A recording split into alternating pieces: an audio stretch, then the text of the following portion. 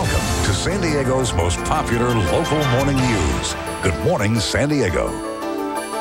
In this hour, we'll be talking with Dr. Brian Weeks from Alvarado Hospital, talking about allergies. Do you have allergies? You don't have bad allergies. I don't really have allergies, but people, boy, it knocks them for a loop. And it is the time of year, so we'll talk with the doctor about what you can do, how to keep it under control, and all that. That'd be nice. Yeah, absolutely. That'd be nice. All right, if you are dreading the arrival of spring because of all the allergies, listen up. We'll be hearing from an expert on the best ways to curb your allergies.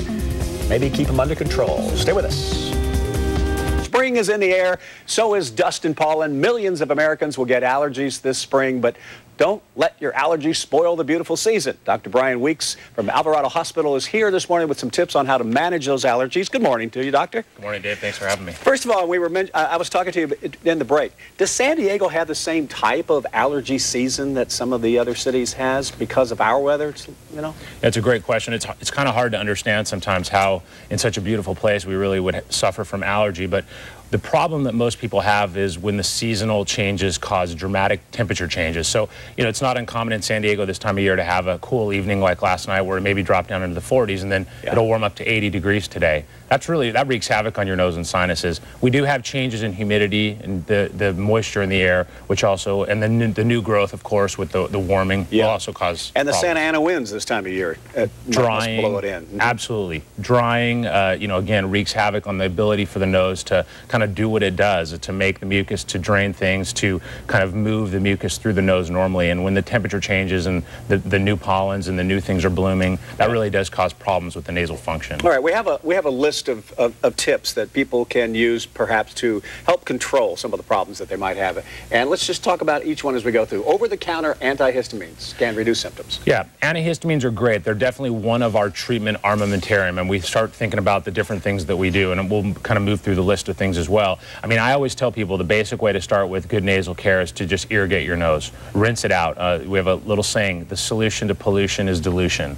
Just wash your nose just like you would your car once a week. Try to keep it clean. And then we move down a treatment paradigm from there.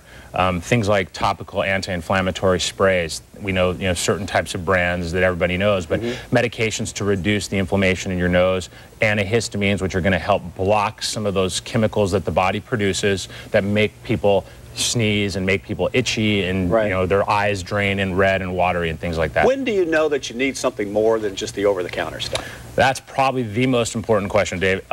When you're suffering from tremendous symptoms, all the time, when you start having difficulties with maybe breathing, things like asthma run very commonly with allergy. And then the other thing is really distinguishing between a chronic sinus condition as opposed to just a seasonal or a perennial allergy. Sinus conditions, usually it's color drainage from your nose. It's often severe headache associated with symptoms. Those are serious medical problems. Those need consultation and evaluation, even possibly surgery and things like that. If it's less than that, sometimes you just have to live with some of the discomfort.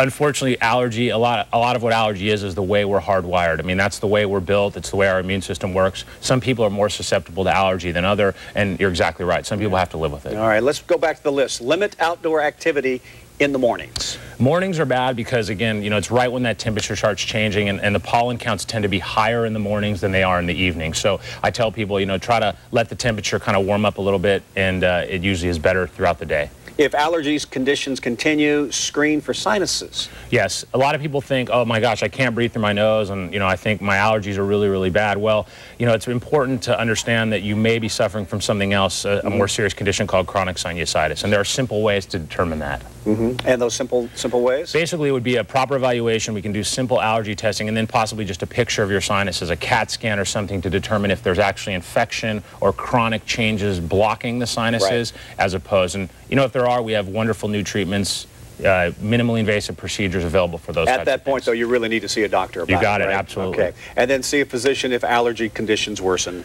Yeah, again, you don't want to find yourself getting out in the morning air and having problems breathing. Again, wheezing, asthma, those types of symptoms are often associated with allergy patients, especially severe allergic type patients. Now, this is the season. Is there a time when it lightens up for those who are going through this? Yep, absolutely. Typically, allergy season is thought to run, from right around the beginning of spring, which is late March, and it usually lightens around the end of May, early June. And again, that's when the weather stays pretty much hot most of the time. It'll start worsening again toward the Santa Ana times with fire season in the fall, and then it really shuts down again. So we have sort of two periods from like mid-March to June, and then from September, October, and then it really goes away at that point. All right, Dr. Brian Weeks, thank you very much. Thanks for having me. I appreciate it. Thank you. Sharing your expertise with us.